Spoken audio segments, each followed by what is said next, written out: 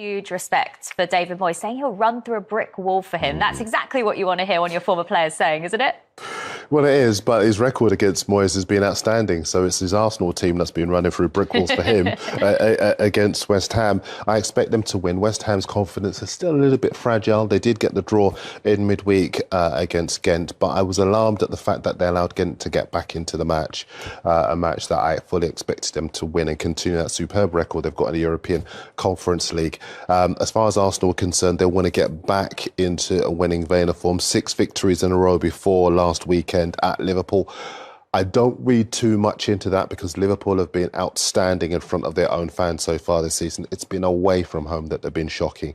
I expect Arsenal to repeat the 2-1 victory from last season at the London Stadium. Well, let's touch on that result at Anfield last week for Arsenal, dropping points, Sesh, but you actually made your Premier League debut at Anfield, didn't you, for Fulham all those years ago? So you know what it's like to play there. Do you actually see that point for Arsenal as a good point? I think before the game, if you were playing at Anfield, you would take a point because it's such a hostile crowd, massive fan base, so you would probably take a point. But I think the nature of the game, having been 2-0 up and then to drop the 2 points, it'll probably feel like 2 points dropped.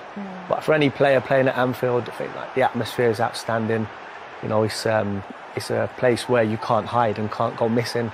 Unfortunately for Arsenal, they just slipped up at the end, lost a little bit of concentration and then dropped a couple of points. They'll be disappointed with the marking in the box.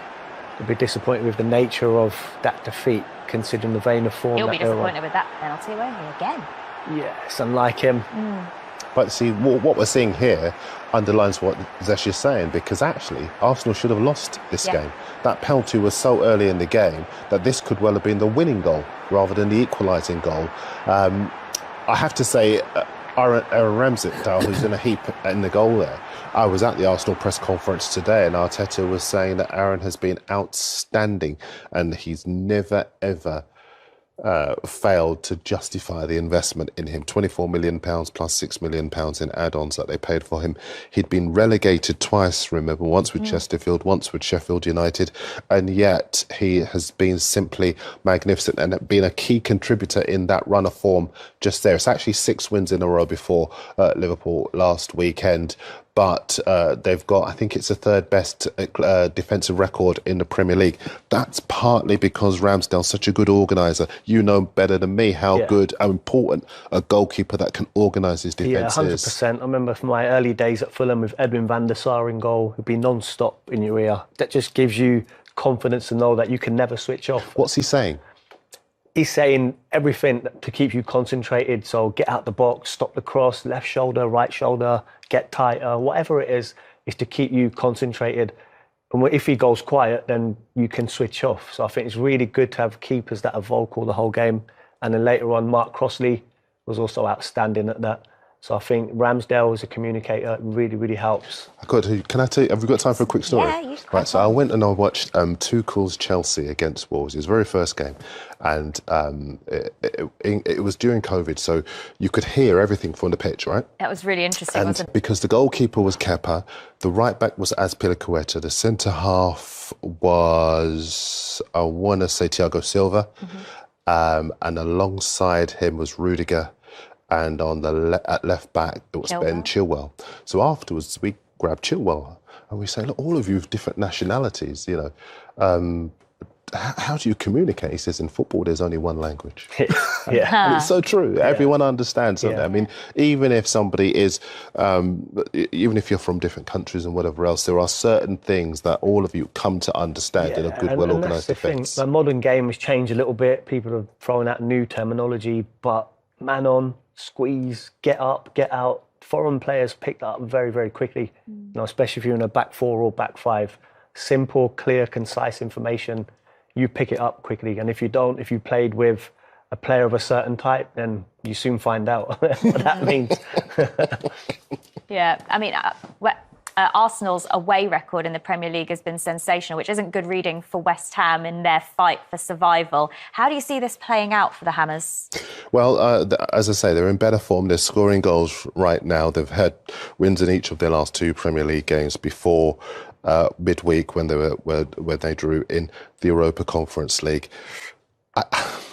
It's weird because being at home, the fans will expect them to go out and play and they'll expect them to take the game to Arsenal. But I think that could well leave them exposed. You look at the defeats against Brighton and Newcastle, two accomplished sides that were able to pour into the spaces that were left by David Moyes' team. So I expect them to keep this quite tight. Moyes is a defensively minded manager. If you were playing, what would you expect?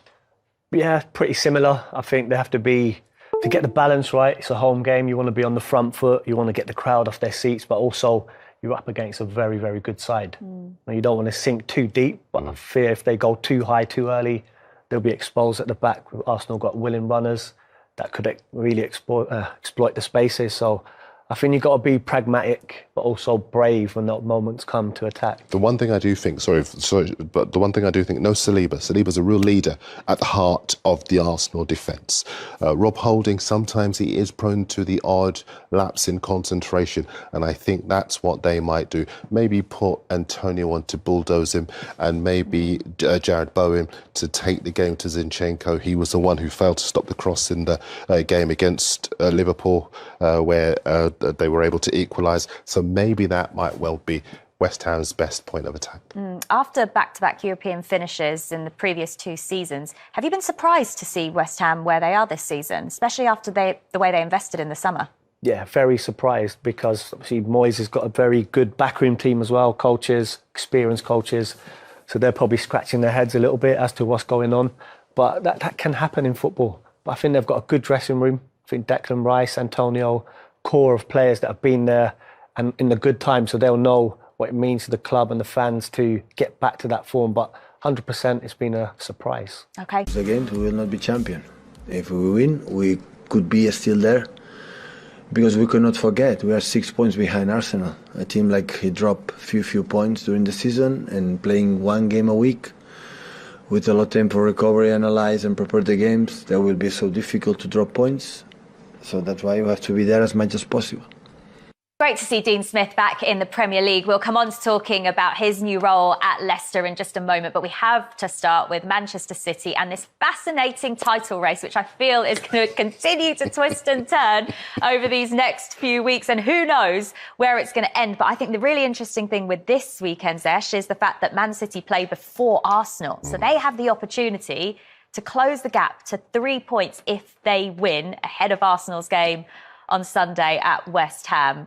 What sort of position does that put City in? I think as a player, you want to play first, get your job done, and then you put the pressure on your opponent. So I think as an Arsenal player, if Man City win, then it's added incentive, motivation to go and do their job, but just adds a little bit more pressure because you know that they've already got the 3 points on the board. So it's, I think Man City are in a good position, and I prefer to play first anyway. I love the fact that whenever these games come up and the reporters get to speak to the managers and the players, they're saying to the Arsenal team, aren't they, are you watching that City game? If you're in that position, Zesh, tell me, come on, they must be watching, because they always play it down and say, oh, no, we didn't pay any attention to it.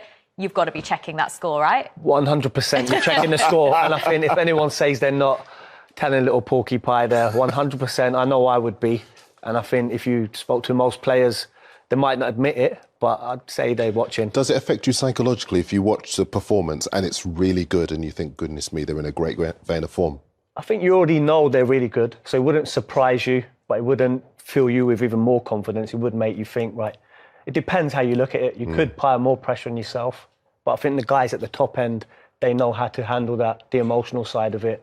And then when it comes to play, do their job, they're experienced enough to handle that pressure, and then they go and perform. But it depends on the individual, the team, the manager, the culture at the club as well. Darren, it's interesting because normally what we've seen of City in previous seasons, at the turn of the year in, say, January, they start to hit their rich vein of form. That didn't really happen this year. Obviously, we did have the weird World Cup break situation, but it almost feels like that rich vein of form has now happened. I think their last 3 performances, they've been sensational. They were so good in the week against Bayern Munich. Can you see this going any other way now other than Man City winning it? No, I can't. I mean, I've been saying all the way along, and I mean, we've been joking off air, but I've always felt that City, they've been the course, they've been the distance. They are like a long-distance runner, or even with the Grand National here in England tomorrow, like a horse that knows just when to put its nose on the line at the right time. They've won their last 9 games in all competitions by an aggregate of 34-3. They've just been stunning. Look at those stats on the screen as well. 7 against Leipzig, 6 against Burnley, 4 against Liverpool and Southampton. They